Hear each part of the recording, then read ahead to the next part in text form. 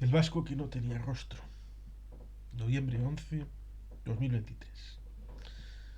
Iván Iyarramendi Saizar, de 46 años, fue un vasco asesinado por los terroristas del Hamas durante el pogromo del pasado 7 de octubre, que pasará ya a la historia de Israel como el Sábado Negro. Fiel a su espíritu aventurero y viajante de los vascos, Iyarramendi salió de su Zarauz natal hace ya más de 3 décadas para embarcarse en un proyecto también coherente con sus raíces, donde lo particular y lo universal se dan la mano y se plasma en el compromiso del extranjero para con la tierra donde uno ha decidido pasar su existencia. Es lo que hizo este anónimo personaje, olvidado y silenciado por el pensamiento político correcto, ese que ahora nos obliga a callar cuando un compatriota ha sido asesinado de la forma más ignominiosa. Y Ramendi no quiso vivir en Israel una vida al uso. Se enroló junto a su mujer, la chilena y asesinada junto a él, Loren Garkovich, en la conformación del kibutz Kisufim, de 300 habitantes, ubicado a 2 kilómetros de la frontera con Gaza. En esa particular empresa de organización social y agrícola de carácter cooperativo que también conocemos en Euskadi. La economía de Kisufim se basaba en la ganadería lechera. Tenía cerca de 400 vacas. La avicultura, las plantaciones de cítricos y el huerto de aguacates que constituía la fuente principal de ingresos del kibutz. El kibutz Kisufim también tenía una fábrica que producía monturas de plástico para gafas. Tras la guerra contra el Hamas de 2014, la zona limítrofe con la franja vivió el retorno de muchas familias de jóvenes que quisieron instalarse en la zona. La visión republicana que dio inicio a la civilización occidental, que también conjuga con nuestra tradición de la propiedad vasca, se basa en la idea de que la libertad está sellada a unas condiciones mínimas de propiedad material que permiten a las personas vivir la vida como no dominados. Es natural que ese planteamiento maridase con la visión de la existencia del vasco y Iyarramendi, basados en la justicia para todos y donde dar remedio al excluido es causa común. Ese era el proyecto de los kibutzim incendiados y asaltados el Sábado Negro. Ese era el proyecto del vasco Iyarramendi en las áridas tierras del norte del desierto del Negev.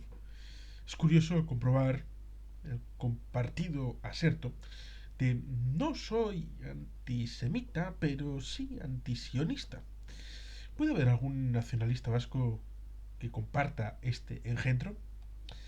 ¿Puede un abertzale que aspire a la unificación territorial de los herrialdes de nuestro país para diseñar un proyecto más justo que el que proporciona España admitir la incongruencia sin que se resienta su ideología? Son los postulados del sionismo, que reivindica una organización jurídica y política para un pueblo, el pueblo judío, muy diferente al proyecto que puso en funcionamiento Sabine Arana, en la misma época que el periodista austríaco de origen Theodor Herzl. Ese mismo comunitarismo inherente a un pueblo que aspira a autogobernarse porque tiene conciencia de sí mismo es el que quiso liquidar el imperialismo fascista árabe del que nuestra querida izquierda autodenominada Abertzale es tan simpatizante. Esa conciencia comunitaria de los kibbutzim es consustancial al proyecto sionista, que se expresa en la historia en comunidades agrarias diseminadas a lo largo y ancho de Eretz Israel.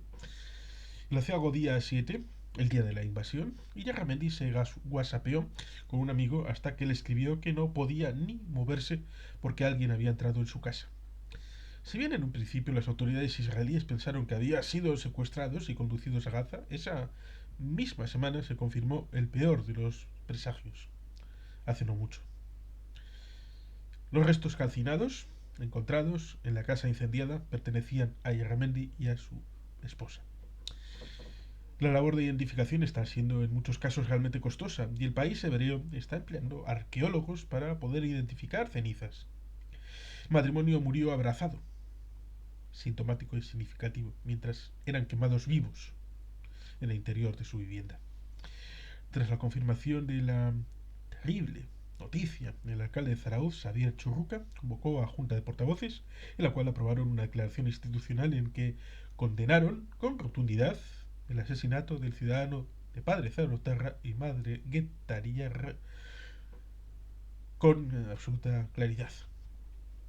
Conocemos otros casos de vascos ligados a acontecimientos luctuosos producidos en el extranjero, claro que sí. Ahí está el caso de Pablo Ibar, condenado a cadena perpetua después de que se anulara la condena a muerte por el asesinato de 3 personas en Florida en 1994. Ahí está también el caso del periodista Pablo González, Pavel, encarcelado en 2022 en Polonia, acusado de espiar para los rusos. Ambos casos sirven como ejemplo de cómo se han tratado noticias similares relacionadas con hechos que han afectado a vascos en el extranjero. En esos casos conocemos el rostro de los protagonistas. El mismo día de la noticia del asesinato de Yarramendi, la Real Sociedad jugaba un partido de fútbol de Champions League en su estadio, el Reale Arena. La parte radical de la afición, minoritaria, como siempre vinculada a la autodenominada izquierda abertzale, tuvo el cuajo de organizar una performance en el estadio donde unos siniestros encapuchados portaban banderas palestinas, las mismas que portaban los que prendieron fuego a los cuerpos de Yarramendi y su mujer. Arnaldo Tegui mostraba sus condolencias a los allegados en su cuenta de Twitter, o X, después de Elon Musk, por la muerte de El Vasco, al mismo tiempo que pedía un alto el fuego para la negociación. ¿Por qué? Y además diciendo que rechazaba los secuestros. ¿Por qué no conocemos el rostro del Vasco Yarramendi? Su particular y aventurero periplo existencial podría haber sido glosado por nuestros medios de comunicación tan proclives a las noticias donde se ponen en funcionamiento formas de vida opuestas al capitalismo. A Arnaldo tampoco le interesa el tema. Ya decíamos que los kibutzim de la frontera eran la mayoría de ellos proyectos comunales, donde todo se producía, repartía y era decidido por la comunidad. Se trataba de formas de vida que son posibles en comunidades pequeñas, donde existen unos valores compartidos y asumidos libremente por los integrantes de esa comunidad. También estaban entre ellos la apuesta por la convivencia con los palestinos de Gaza. Desgraciadamente estas comunidades hoy han desaparecido, solo quedan las cenizas de viviendas, recuerdos y proyectos compartidos de vida en sociedad. La desaparición de estos proyectos comunales, exóticos, pintorescos en la sociedad digital de la información, no parece interesar hoy a los medios occidentales.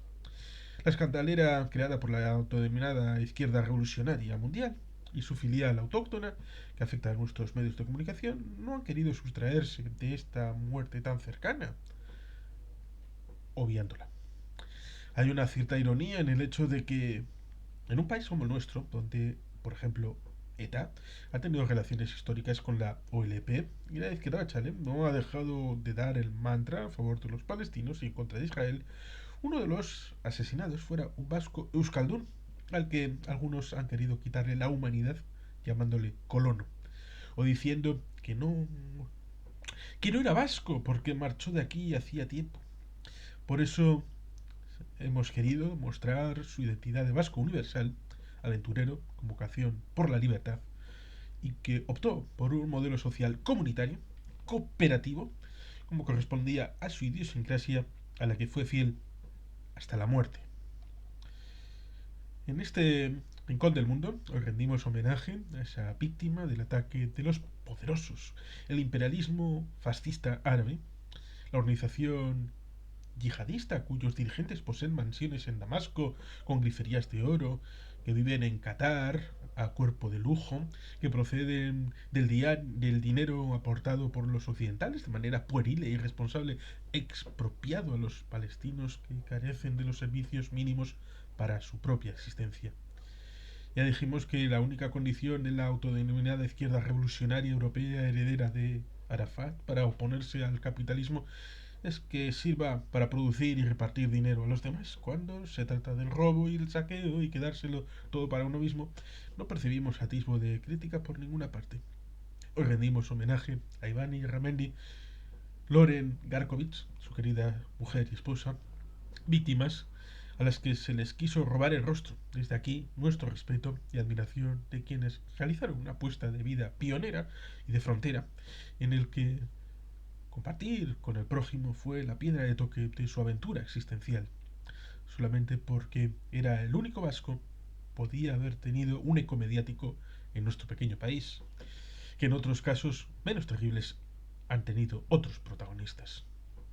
Es preciso que haya un rincón en Euskadi donde se redacten unas líneas contra la injusticia y de homenaje a esa singular pareja, que vayan más allá de las frías y políticamente correctas muestras de condena de la política oficial.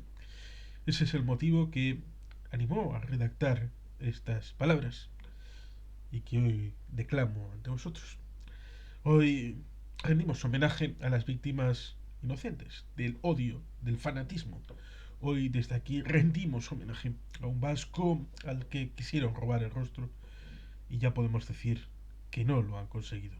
Agur, eta ore, Iván, taloren, egun handira, arte, goian, beude.